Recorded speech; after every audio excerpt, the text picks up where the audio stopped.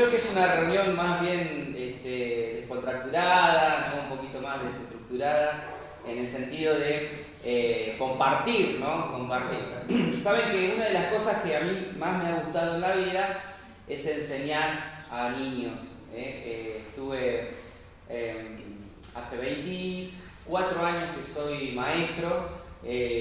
Bueno, Gusti me presentó también hace unos 5 años que soy director de la escuela primaria allí en la iglesia donde estoy, en calle Belgrano, hoy Iglesia Central, se ha cambiado el nombre, Iglesia Central, porque hay una idea dentro de la iglesia de poder expandirnos, ¿no? Expandirnos. Y bueno, esta expansión trae consigo una centralidad como de ideas, de programas y bueno, y de trabajo con personas, ¿sí? Así que estoy hablando mucho por la iglesia.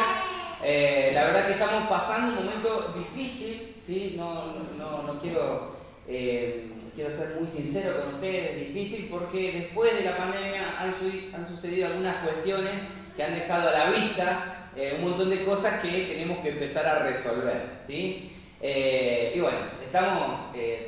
algunos decían refundando la iglesia, pero el concepto es siguiendo el camino que el Señor nos manda a seguir, así que estén orando muchísimo por la iglesia de Santa Fe y Iglesia Central. Bueno, mi esposa está tomando un retiro de hermanas, la fui a dejar allí de muy lindo lugar, no me va a salir el nombre, Iba Lucea, algo así, ¿vale? Está allí con las hermanas de la iglesia. Está hablando acerca del perdón, pero cuando me invitaron para hablar, la verdad que primero siento un compromiso muy grande con el Señor, ¿no? Porque cuando el Señor nos dice, bueno, tenés que hacer esto y vos orás para que el Señor te muestre su voluntad, uno se siente comprometido, ¿no? Primero con el Señor, pero también me siento comprometido con cada uno de ustedes, porque ustedes son siervos y yo también soy siervo y somos consiervos. Y es decir, a mí me gustaría también aprender de ustedes. Esta reunión me parece a mí que es distinta o podría ser diferente, distinta a las demás. Por lo menos la pensé de esa manera, un poquito diferente, descontracturada, distinta, en donde podamos enriquecernos mutuamente.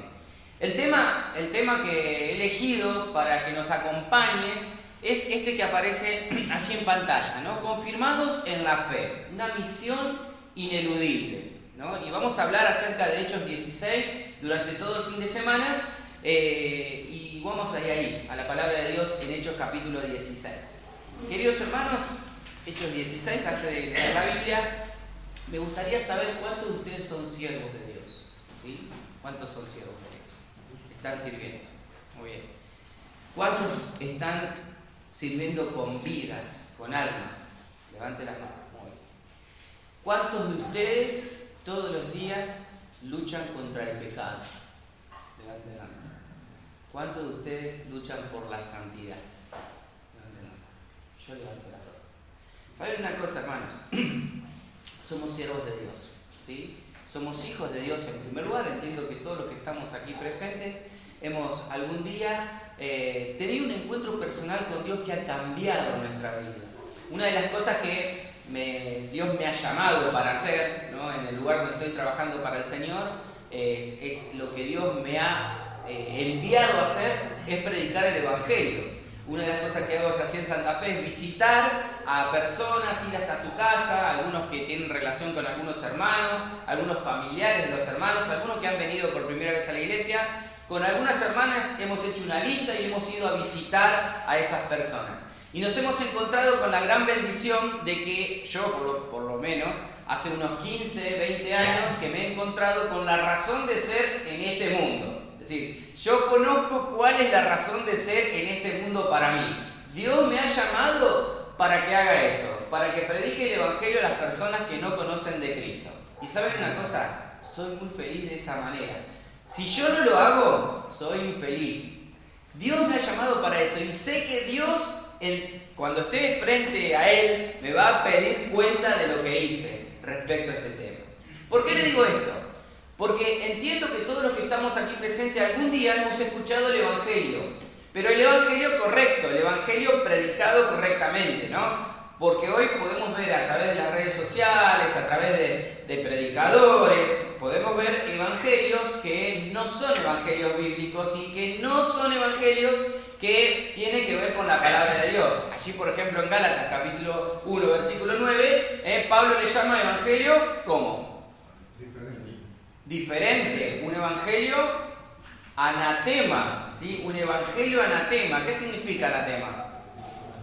Un evangelio maldito. Ustedes saben lo difícil que es predicarle a una persona que cree que es salvo y no lo es.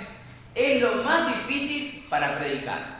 Por eso entiendo yo, y permítanme tomarme estos minutos para explicarle el evangelio que predicamos, el evangelio de Jesucristo.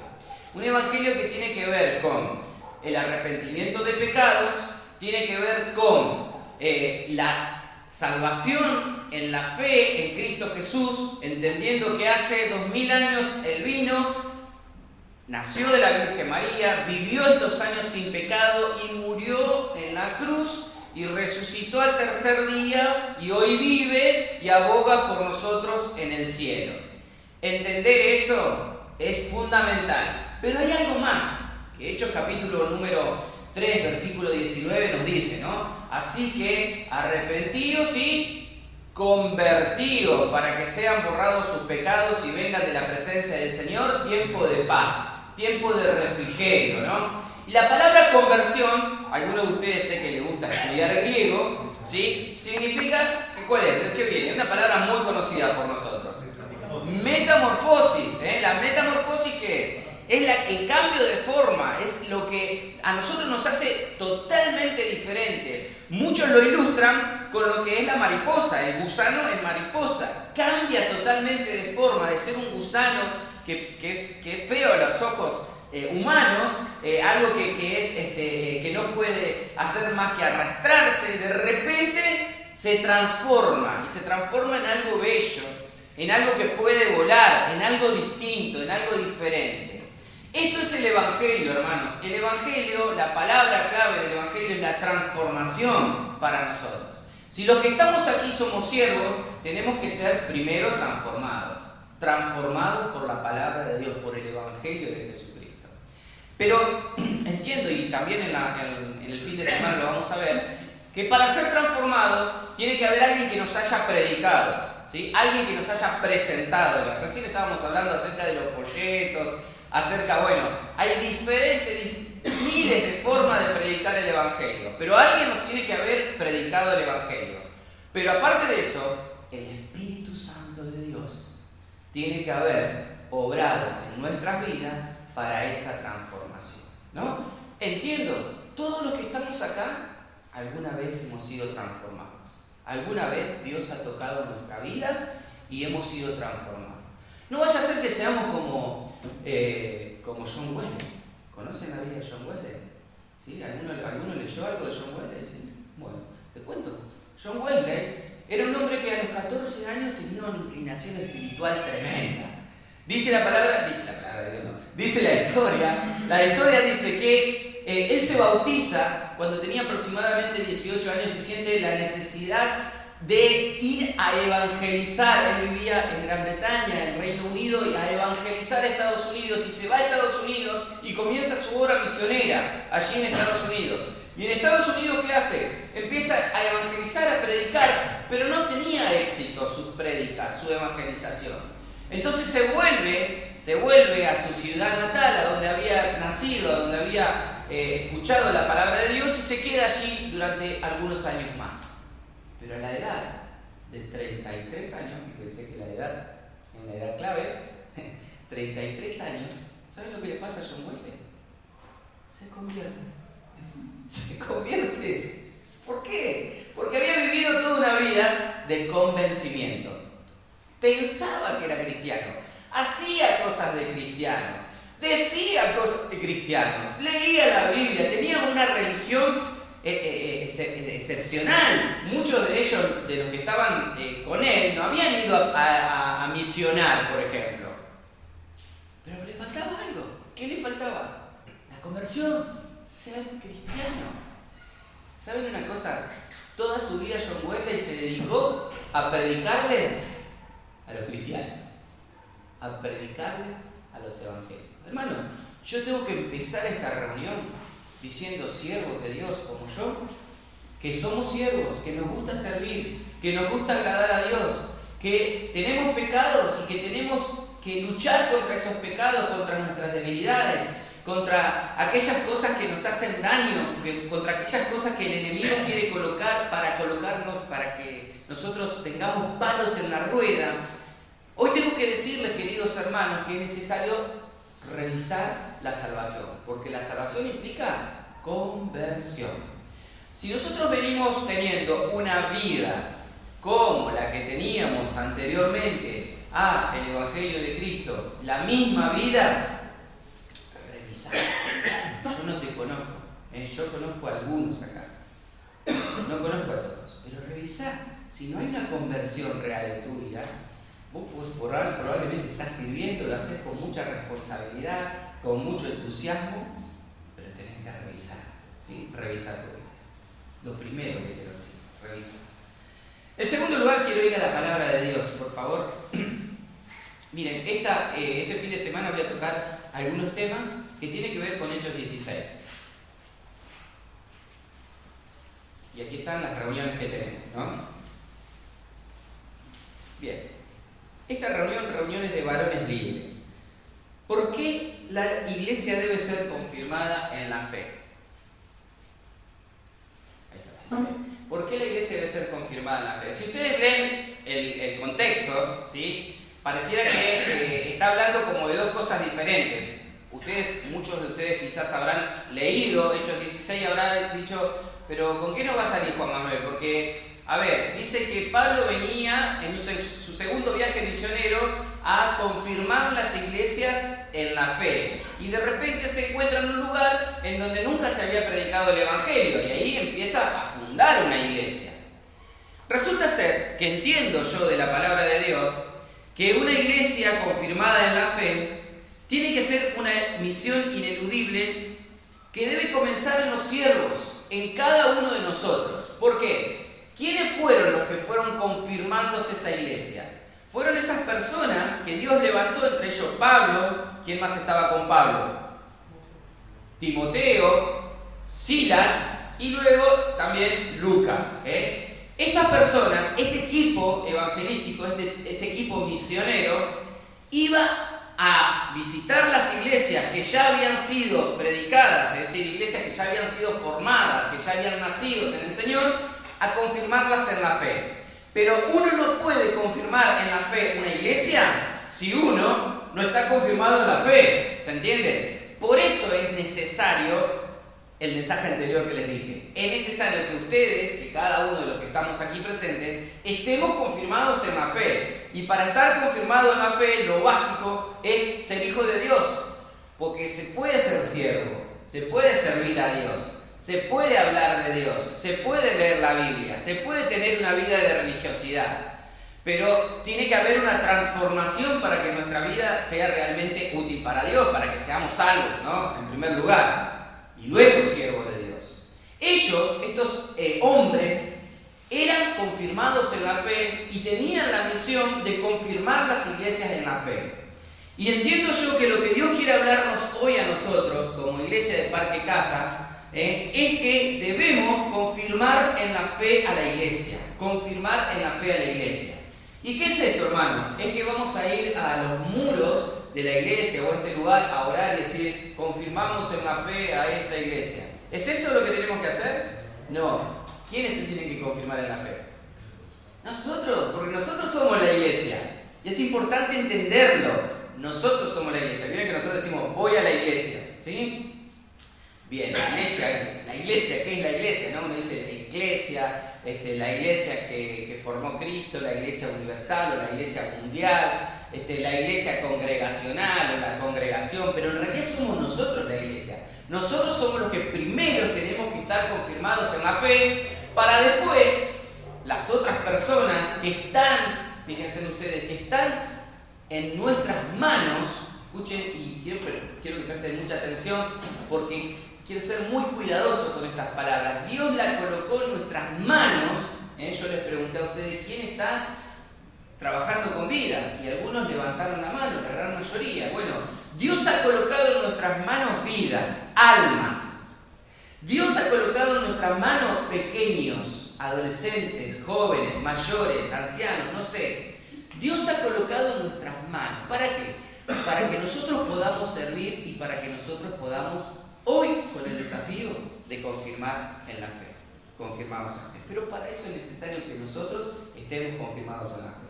Lo mismo pasaba en esta misión, ¿no? Para que las iglesias que ellos iban a ir estén confirmadas en la fe, era necesario que Pablo, Silas, Timoteo y Lucas sean confirmados en la fe, estén confirmados en la fe, sean cristianos, sean hijos de Dios y tengan cualidades para poder ser de bendición, para contagiar en la confirmación de la fe. Solo los confirmados en la fe pueden confirmar en la fe.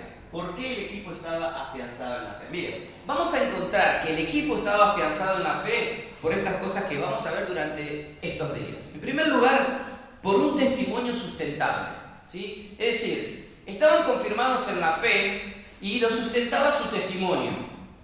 ¿Qué es el testimonio, hermanos? Díganmelo ustedes.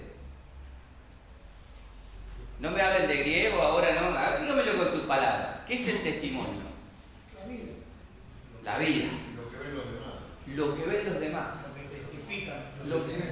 Lo que testifica la experiencia. El testimonio es muy importante porque el testimonio va a sustentar lo que yo creo, lo que yo digo que creo. Había un filósofo que ahora no recuerdo su nombre, pero decía que uno puede predicar, ¿no? Uno puede predicar con lo que dice, ¿sí? Se puede predicar con lo que dice, ¿no? Y bueno, muchas veces pasa eso, predicamos una cosa, es más, yo voy a estar acá diciéndole cosas que le estoy diciendo, ¿no? Ustedes no me conocen, yo estoy en Santa Fe, estoy a 160 kilómetros, ninguno de ustedes me ve todos los días, ni en la escuela, en casa, bueno. Uno puede predicar con lo que dice. Es más, uno puede predicar con lo que hace, ¿verdad?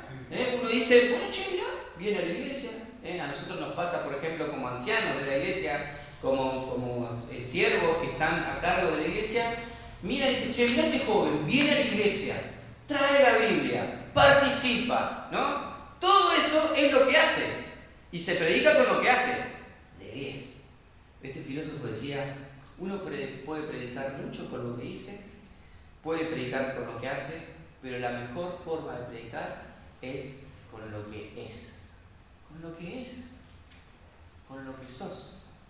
El testimonio tiene que ver, por supuesto, con mostrar, pero tiene que ver con lo que sos.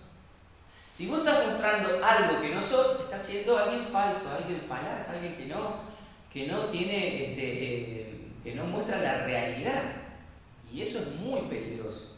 Es muy peligroso. Es muy peligroso para tu vida, en primer lugar, y es muy peligroso también para la iglesia. Entonces, uno tiene que predicar con el testimonio. El testimonio debe sustentar tu vida, ¿no? Dice allí en Hechos capítulo 16, versículo 2, hablando de Timoteo, eso vamos a hablar los jóvenes mañana, dice la palabra de Dios. El 1 dice, después llegó a Derbe y a Listra, y he aquí, había allí cierto discípulo llamado Timoteo, hijo de una mujer judía creyente, pero de padre griego, y daban buen testimonio de él los hermanos que estaban en Listra y en Iconio, ¿sí? Así que todos los hermanos hacían como nosotros, ¿no? Mirá este joven, qué bien este joven, qué buen testimonio que tiene este joven. Mirá qué bien viene a la reunión, trabaja para el Señor, tiene fuego en su corazón. Qué bien este joven, ¿no? A lo largo del tiempo vamos a ver que Timoteo no solamente mostró en ese momento que era bueno y que daba buen testimonio, sino que toda su vida respaldó lo que él era. Hijo de Dios, siervo de Dios, hijo y siervo de Dios. Lo segundo que estos hombres, estos varones tenían, varones líderes, es que estaban controlados por el Espíritu Santo. Es decir, ellos tenían una relación tan especial con Dios, con el Espíritu Santo de Dios, que eran controlados por el Espíritu Santo. Fíjense lo que dice Hechos 16:10. Dice la palabra de Dios, a ver si alguien lo quiere leer.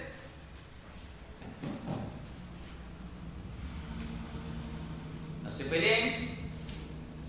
Uno que tenga voz fuerte, potente. Lo tengo en este momento en otra versión, pero Bueno, apenas tuve esa visión, tratamos de partir para Macedonia, convencidos de que Dios nos llamaba para que evangelizáramos.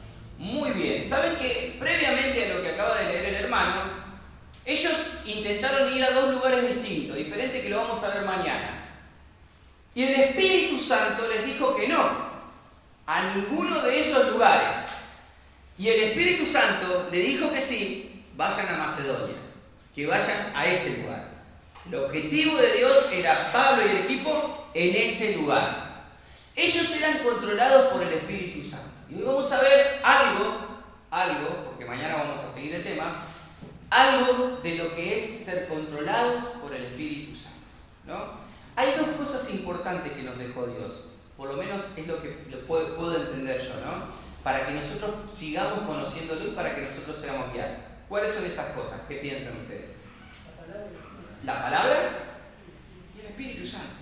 La palabra y el Espíritu Santo. Una no se puede contradecir de la otra, ¿no? La palabra y el Espíritu. Yo no puedo decir, hermanos, hoy el Espíritu Santo me dijo que cerremos la iglesia y que cada uno haga su vida. No, eso contradice totalmente a lo que la Biblia nos está enseñando. Hermanos, el Espíritu Santo me dice que no prediquen más. ¿Puede decir eso el Espíritu Santo? No, porque contradice totalmente a la palabra de Dios. Que no se congreguen, que vivan la vida loca, que tengan muchas mujeres, que vayan a los lugares a emborracharse, a drogarse. No, es imposible. ¿Cómo te va a decir eso el Espíritu Santo? ¿Sí? Pero suele pasar de que en el nombre de Dios muchas personas, iglesias y demás, y denominación y otras cosas, en el nombre de Dios hacen cosas que Dios no tiene nada que ver con Dios. No tiene absolutamente nada que ver con Dios. Por ejemplo, decirles, queridos hermanos, hoy este mensaje les va a costar, ¿sí?, el 10% de lo que tiene en su billetera. Así que si ustedes no trajeron plata, no importa, tenemos el postnet, lo ponen allí, su nombre con su tarjetita y eso está bien, está bien. Eso no es la Biblia, ¿no? Bueno, pero resulta ser que hay muchas iglesias que hablan de la Biblia, que parece que hablan acerca de Dios, pero que no tienen nada que ver con Dios, ¿verdad? Nosotros tenemos que ser controlados por el Espíritu Santo. Tenemos siempre que cotejar con la Biblia y para eso es necesario conocer al Espíritu Santo y conocer a la Biblia. Yo tengo que decir en este punto, que lo voy a volver a repetir. Hermanos, por lo menos en Santa Fe, yo tengo 40 años de cristiano. Por lo menos en Santa Fe, desde que me convertí a los 9 años hasta aproximadamente unos 20 años atrás, hemos cometido el grave error, los hermanos libres de Santa Fe, de negar el poder y la presencia del Espíritu Santo. Gravísimo error, hermanos. Gravísimo. ¿Saben por qué? Para no mezclar pensamientos, doctrinas. Entonces, para no ser igual que otras personas, no se hablaba del Espíritu Santo. No sé si ha pasado acá algo parecido. No se hablaba del Espíritu Santo. ¿Por qué? Porque eso déjaselo para los pentecostales. Decían eso. Y la verdad, hermanos, es terrible. Terrible. Es más, hoy a muchas personas le hacen ruido, yo sé que acá no, pero sí, a muchas personas mayores le hacen ruido que todavía sigamos hablando del Espíritu Santo y del poder que tiene el Espíritu Santo y de la Biblia, con fundamento bíblico. Entonces, hermanos, el Espíritu Santo, controlado por el Espíritu Santo. La gran fortaleza que tenían estos hermanos, yo no sé, no dice la Biblia si Pablo tenía esposa, no, los historiadores piensan que no, dicen que no. Si Silas tenía su esposa, no podemos o por lo menos yo no lo puedo decir con certeza, pero sí se encargaban de ministrar las familias que eran convertidas, las familias que se convertían al Señor. Ellos ministraban las familias, ¿sí? Fíjense lo que pasa ahí en Hechos capítulo 16-15. Dice la Biblia, Hechos 16-15 dice: y cuando fue bautizada, ¿de quién se trata ahí? A ver. Lidia fue bautizada y su familia nos rogó diciendo: si habéis juzgado que yo sea fiel al Señor, entrad en mi casa y posad, y nos obligó a quedarnos. Ellos se encargaban de ministrar a la familia. Entonces, para ir ordenándonos en nuestra mente, ¿no? En nuestra mente espiritual, ¿no? Para que nuestra iglesia sea confirmada en la fe, es necesario que nosotros seamos confirmados en la fe. Y para que nosotros podamos ser confirmados en la fe, es necesario tener un testimonio sustentable, y es necesario ser controlados por el Espíritu Santo, y es necesario ministrar la familia, ministrar nuestra familia. ¿Sí? Esto es importantísimo para ser confirmado, para que esta iglesia sea confirmada en la fe. Cuarto, hermanos, vemos en la palabra de Dios que estas personas entendían perfectamente cuál era el verdadero enemigo del cristiano. Vieron que muchas veces se nos enseña de pequeños que tenemos 3 enemigos los cristianos. ¿Cuáles son los 3 enemigos? Muy bien, Satanás, la carne y el mundo, ¿sí? Satanás, la carne y el mundo, ¿no? Entendemos que tanto, Satanás y el sistema mundo es como que estamos hablando de una misma cuestión, ¿no? Ahora, la carne es, por supuesto, cuestiones muy personales. Ahora, ¿quién nos hace pecar a nosotros? ¿Quién decide pecar? Satanás te dice, pecá y vos pecá. No, porque si no ya estaríamos... No, él te presenta todas las posibilidades. ¿Sabes una cosa? Probablemente lo voy a repetir, pero ¿sabes una cosa? Satanás sabe... Mira, vos sabés, vamos a decirlo así, vos sabés cuál es tu debilidad. A los ojos, pensalo, decir, esta es mi debilidad. La debilidad puede ser el dinero, el juego, las mujeres, las mentiras, la pornografía, ¿sí? Cada uno de ustedes sabe cuál es su debilidad. Acá no podemos mentir. Todos tenemos debilidad, ¿no? Todos tenemos debilidad. Es casi igual que los dones espirituales, ¿no? Todos tenemos un don espiritual, gloria a Dios. Todos tenemos una debilidad, y me encanta hablar de nuestro don espiritual. Yo soy evangelista, yo soy... ¿Y cuál es tu debilidad? Yo no te voy a pedir que me digas cuál es tu debilidad, porque es muy peligroso eso, ¿no? Pero todos tenemos nuestra debilidad. ¿Sabes una cosa? Vos la sabés muy bien. ¿Sabes otra cosa? Dios la sabe perfectamente. Sabe cuál es tu debilidad. Pero el enemigo sabe cuál es tu debilidad. ¿Y sabe una cosa? No te va a ir por otro lado. No es sonso. No te va a ir por otras cuestiones que a vos no te interesen. Te va a ir siempre, escucha bien, toda la vida, toda tu vida va a ir por ahí. Toda tu vida. Pensá en tu debilidad. ¿Sabe una cosa? Dios sabe que esa es tu debilidad. Pero ¿sabe otra cosa? Satanás sabe y va a ir toda la vida por ahí. Y ese es el gran enemigo que nosotros tenemos. Ese es el gran enemigo que nosotros tenemos. Ellos sabían perfectamente que su guerra era una guerra espiritual. Que había una guerra espiritual. Miren, recién estábamos hablando de un amigo mío que se llama Gonzalo Cornejo, un amigo que tenemos también en común con Gustavo. Gonzalo tiene un testimonio impresionante. ¿Sabe una cosa? Él era hechicero. Él practicó del ocultismo casi todo. Estaba contando algo de su testimonio y él conoce perfectamente cómo actúa el hechicero, y cómo invocan los hechiceros a Satanás. Pero cuando él era hechicero, para un pastor de una iglesia, él no era su enemigo. Aprendamos a ver esto. No es la bruja del barrio el enemigo. No es la curandera del barrio nuestro enemigo. Nuestro enemigo son las cosas que ellos invocan. y las obras que ellos hacen, pero no esa persona. Hay que amar a esas personas y hay que procurar que crean en Cristo, hay que procurar que sean hijos de Dios. Y si los digo en el nombre de Jesús, Dios quiera que alguna vez se siente en este lugar, la iglesia, la hechicera del barrio, la curandera. Y te lo digo en el nombre de Jesús, cuando se siente, amala, porque está buscando amor, como cualquier otro ser humano. Porque esos no son nuestros enemigos. Nuestro enemigo es Satanás. Y Satanás tiene multiformas de presentarse en contra de nosotros. La más fácil, la más sencilla, la conocés vos y yo. Tú, mi y tu debilidad. Ahí va a ir siempre. Hermanos, fíjense lo que pasaban con estos hermanos que estaban fortalecidos en la fe, que estaban confirmados en la fe. ¿Qué les pasaba? Soportaban las pruebas con gozo.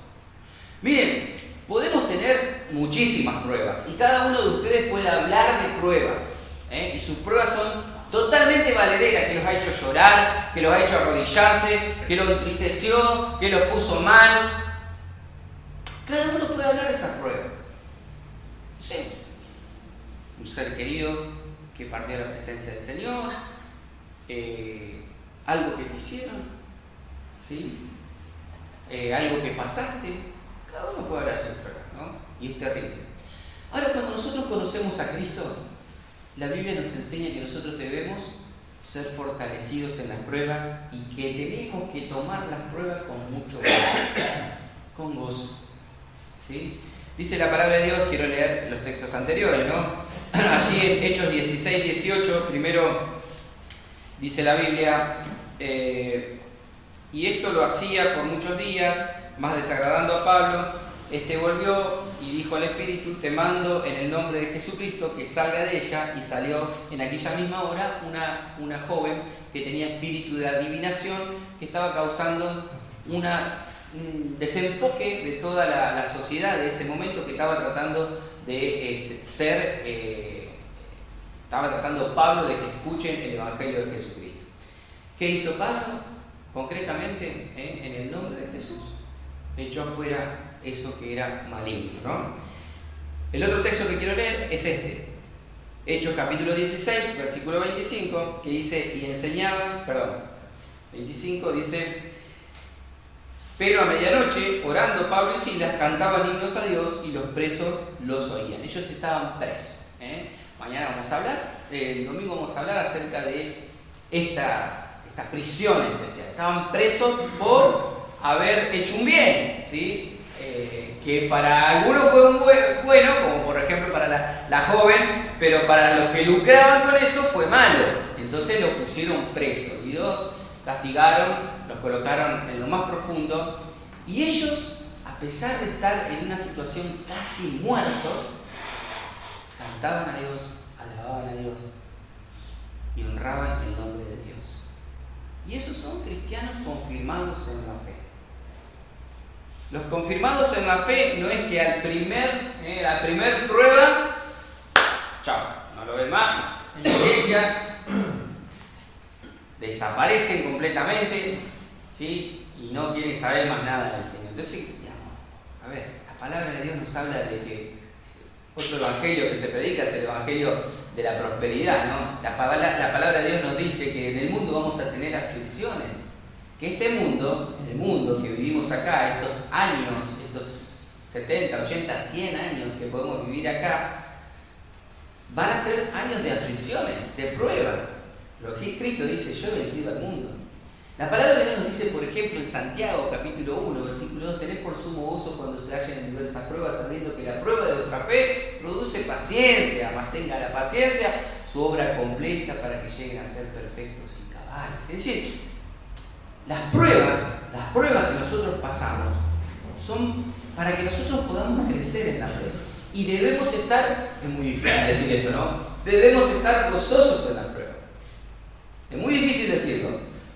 Mucho más difícil es pasarlo, ¿sí? Porque cada uno de ustedes, a ver, qué sé yo, no sé, yo perdí un hijo, por ejemplo, de 9 años y se murió en nuestros brazos.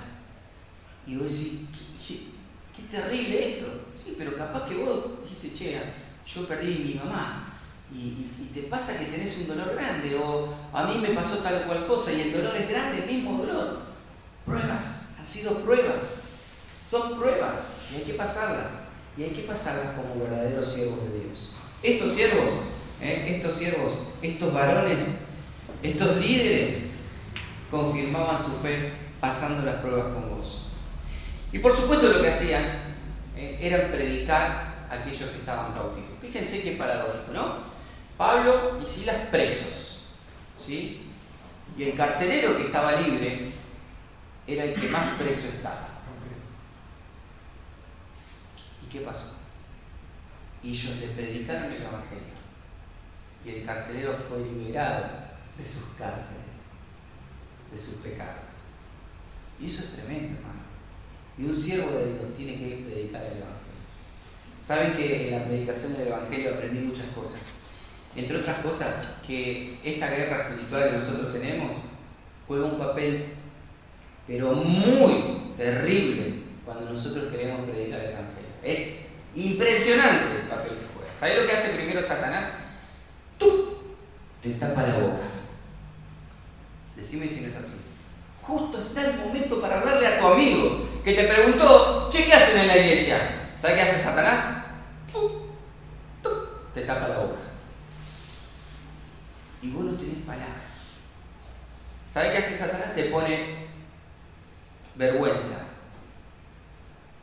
Es lo más importante que le podés comunicar a una persona, el Evangelio. ¿Sabes lo que hace Satanás? Te quiere hacer sentir que sos menos y que se van a burlar de vos. ¿Sabes qué? Capaz que se burla de vos. Pero es lo más importante que una persona puede saber, el Evangelio.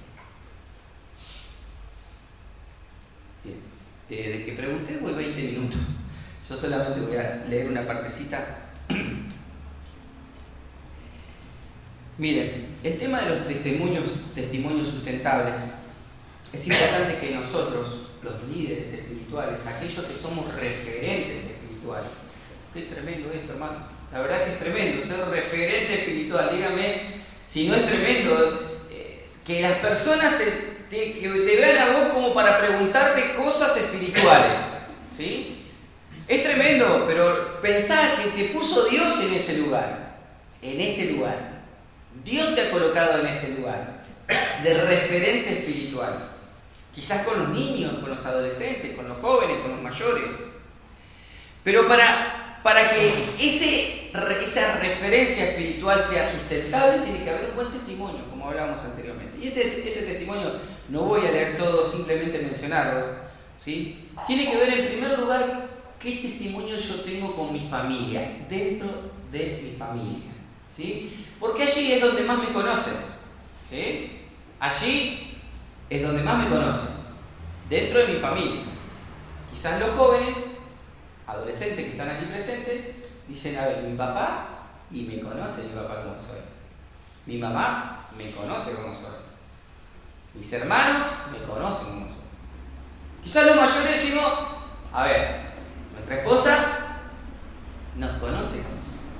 Sabe perfectamente cómo soy. Ya nos mira, por lo menos a mí, ¿no? Nosotros hace 30 años va a ser que estamos juntos, entre novios y casados, casi 30 años. ¿Sabe qué? Alguien me mira y ya me conoce. Ya sabe lo que voy a pensar, lo que le voy a pedir. Cuando, por ejemplo, agarro y en casa tiendo la cama, estoy barriendo un poquito la pieza, dice yo, hoy tenés fútbol. Hoy tenés fútbol. Y sí, tengo fútbol. Ya nos conocen, sí nos conocen. Nos conocen en esas partes, me parece chistosa, pero también en lo otro. Ya nos conocen. ¿Sí? Por eso es importante cumplir lo que la Biblia dice.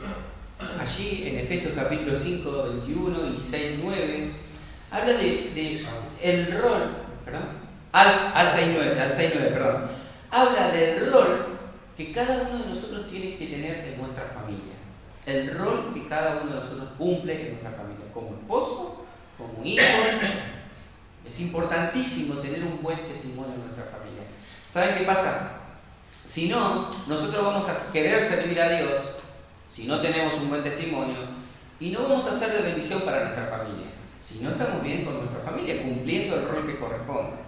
Y aquí el rol, miren, hay mucho para hablar, que lo vamos a hablar mañana. El rol, por ejemplo, de los hombres, de ser sacerdotes del hogar, ser líderes espirituales.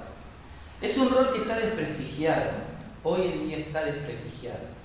Y la verdad es que tenemos que tomar cartas en el asunto, tenemos que comprender lo que está pasando, hacer una lectura de la sociedad actual y entender lo que Dios quiere de nosotros. Y no voy a ir en contra, por supuesto, ni de la mujer, ni todo lo que tiene que ver con la mujer, pero sí voy en contra de las cosas que nosotros hemos delegado en cosas que tenemos que hacer nosotros como hombres. ¿Sí? Es importante el rol de nuestra familia.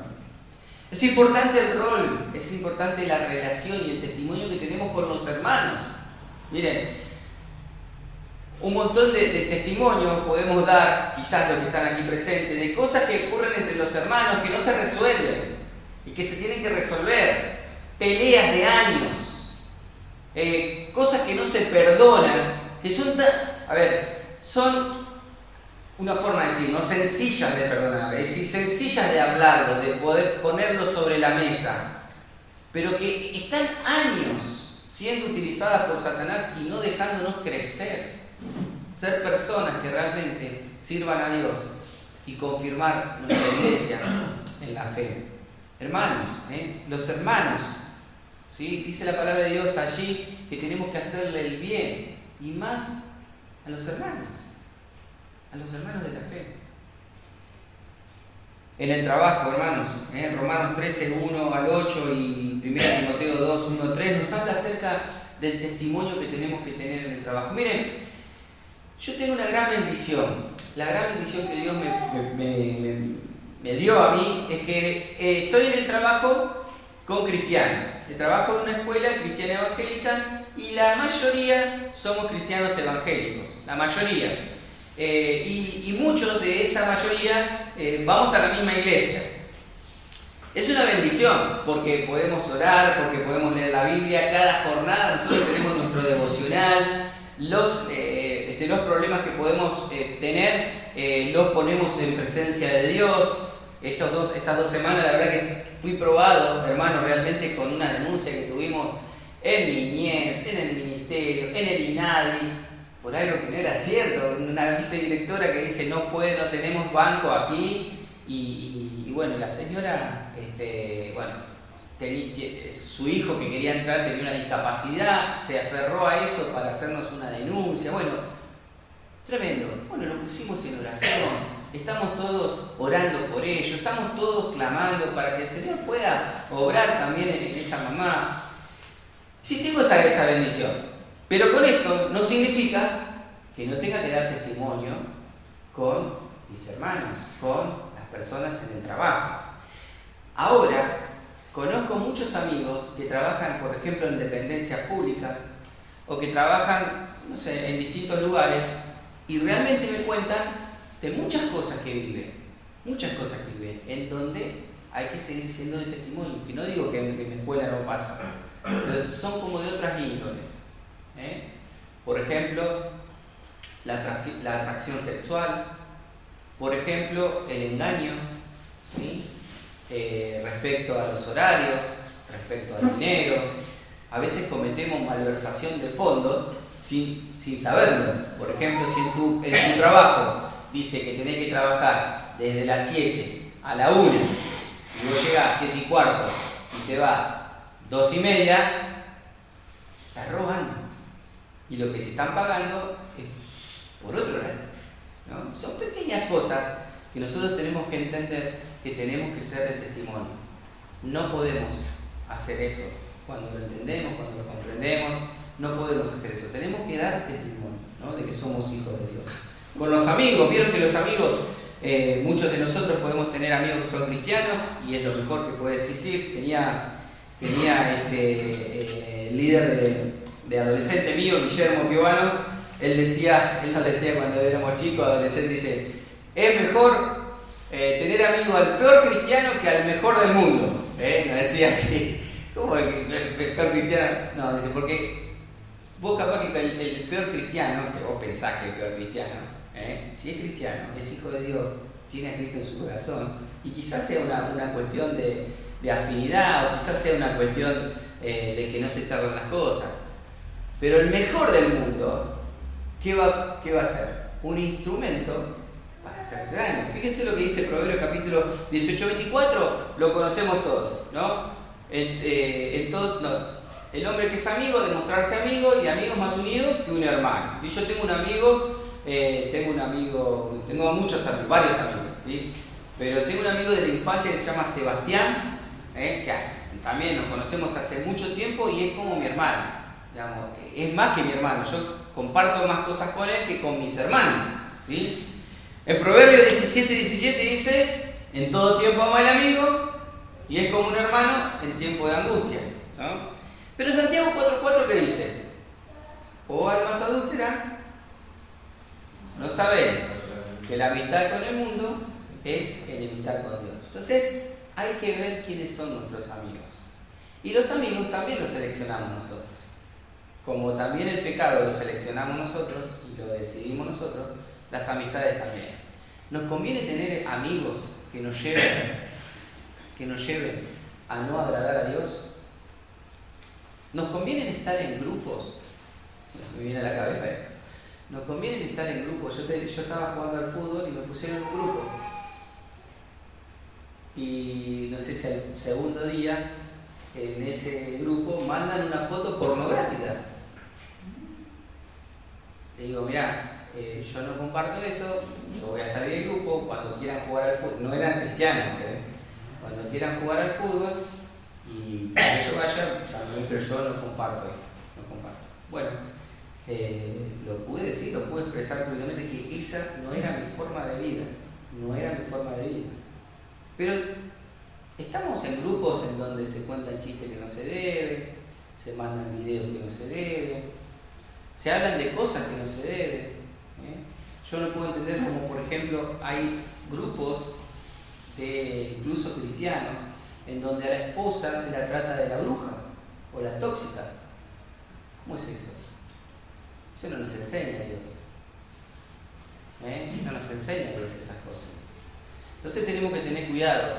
Hay grupos y hay amigos que nos llevan a honrar a Dios. Y hay grupos y hay amigos que nos llevan a deshonrar a Dios, ¿no? Bueno, los vecinos y los conocidos también lo mismo, ¿no? Esto de control del Espíritu Santo, vamos a hablar algo mañana, simplemente mencionarlo. Hay que deshacer las obras de la carne para ser controlados por el Espíritu Santo. Las obras de la carne, que es una lista enorme, allí en Gálatas capítulo 5, las obras de la carne, y ser llenos o ejercitar el fruto del Espíritu Santo. Esa es una de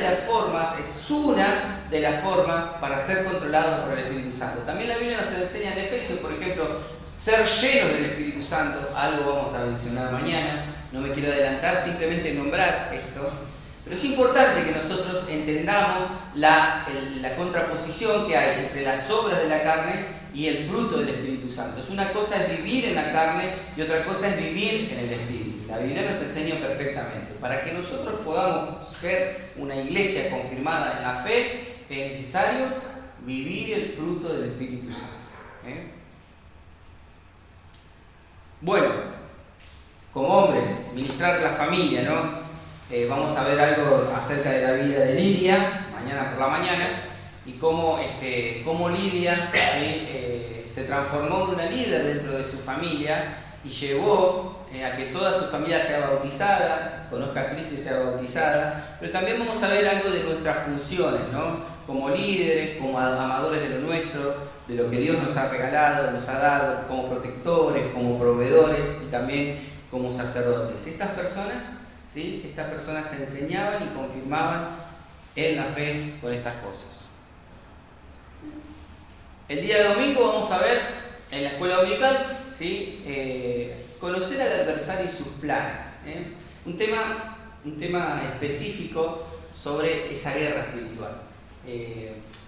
Lo que recién hablábamos, ¿no? Nosotros entendemos cuál es nuestro enemigo, lo conocemos, entendemos cuál es nuestro enemigo, sabemos quién es nuestro enemigo, pero muchas veces no conocemos al enemigo, ¿sí? Muchas veces nos pasa que decimos, por ejemplo, trasladándolo al Antiguo Testamento, la guerra nuestra es contra los filisteos, ¿sí? Sabemos quiénes son los filisteos, ¿sí? Es un pueblo que no es Israel. Son los filisteos, no es Israel. Lo conocemos, lo sabemos bien. Pero sabemos sus estrategias. Sabemos cuáles son sus gigantes. Sabemos cuáles son las estrategias militares que utilizan. Bueno, si Dios quiere, en la escuela dominical vamos a trabajar, a tratar este tema, ¿no? Conocer al enemigo y sus estrategias y sus planes, ¿no? Y obviamente que nos vamos a basar en Hechos 16, con esta joven que estaba siendo poseída por un espíritu de adivinación. Pitón, exactamente, la Biblia.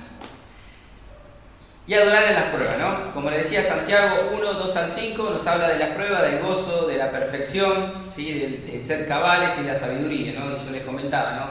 Le dice la Biblia, tengan por sumo gozo cuando se hallen en las diversas pruebas.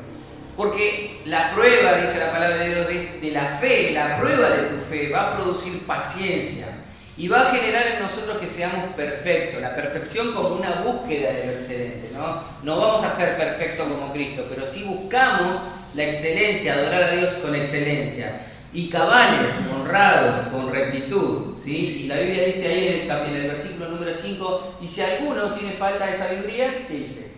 Pídale a Dios y le será dada, ¿no? Sin ningún tipo de reproche, va a ser dada esta sabiduría. Y bueno, predicar a los cautivos. Así, Isaías 58:6, que habla del verdadero ayuno, ¿no? Dice la palabra de Dios, no es el ayuno que yo les pido a ustedes, que velen por aquellos que tienen ligaduras de impiedad, yugos de esclavitud, ¿sí? Hablando de que nosotros tenemos que ver que hay personas que están ligadas a la impiedad, ligadas a la esclavitud. En Isaías 61, 1-3 dice que el Espíritu de Dios, dice la palabra, que lo ha llevado a predicar a aquellos que están encarcelados, los que no tienen libertad, los que están cautivos. Lo mismo que en Lucas 4, 18 y 19, un día escuché un mensaje donde el hombre puso un punto, Dios puso una coma, algo así, no me acuerdo, un mensaje de Gustavo con respecto a esos dos textos, pero fíjense ustedes lo que Dios nos manda, ¿no? A que seamos sensibles a los cautivos. Y miren, lo peor de todo de esto, que los cautivos a veces son personas que nosotros queremos y amamos. A veces son familiares nuestros, a veces mi mamá, mi abuelo, mi papá, mi tío, mi hermano. Son cautivos. Se van al infierno. Se van al infierno. Y yo nunca le pude hablar de Cristo, porque Satanás me tapó la boca, porque me quiso poner vergüenza, porque quiso ponerme miedo, porque quiso ridiculizarme. Y nosotros tenemos esa gran bendición de poder tener el mejor mensaje que podemos dar. Hermanos, ahí terminamos. Solamente decir esto, ¿no? Quería dar un pantallazo general de lo que vamos a estar hablando en este fin de semana, pero también motivarnos mutuamente. Esto tiene que ser una motivación mutua. Dios nos ha llamado, nos ha colocado en este lugar y hay un propósito. Hay un propósito para tu vida. No tengo duda de que Dios se ha presentado en tu vida, ha hablado a tu corazón. Vos has sido una persona que ha accedido a la salvación si te arrepentiste y si te convertiste a Dios. Pero también Dios te ha colocado una responsabilidad, ser líder espiritual. Y sabes que esa responsabilidad no tiene que ver con cuántos años tienes. Tiene que ver con lo que Dios va a hacer y está haciendo en tu vida. Esa es la responsabilidad. Pero la responsabilidad está llena de decisiones, de buenas decisiones. Entonces, si nosotros queremos confirmar la iglesia, que somos nosotros, tenemos que comenzar en nosotros. Pueden pasar dos cosas, y aquí termino. Que la iglesia sea confirmada y crezca, como dice acá la palabra de Dios en Hechos 16. La iglesia eran confirmadas y crecían. No dice el número, dice crecían. Bienvenido sea, que sea el número. Que crezcan en el conocimiento de Cristo, bienvenido sea. No es el énfasis que quiero colocar. O puede pasar que el no ser un buen siervo y fiel, que el no tomar buenas decisiones, escuchá bien lo que te digo, porque esto es muy importante, pueda traer, escuchá, daños colaterales a tus siervos, a tus consiervos, a tu iglesia. Tus malas decisiones, mis malas decisiones, pueden traer daños colaterales a esta iglesia, a mi familia, a mis consiervos. Un pecado, una mala decisión, una mala actitud puede traer serios problemas. Entonces, hermanos, es animarnos, tampoco es ponernos ahí mal, es animarnos, ¿no? Animarnos a amar a Dios, a serle fiel a Dios, es que esta iglesia pueda ser confirmada en la fe, es que la iglesia de Dios de este tiempo nos toca vivir. Estamos vos, yo y miles y millones de personas en todo el mundo, seamos confirmados para estar a la altura de estos tiempos. El Señor viene pronto. Dios te bendiga.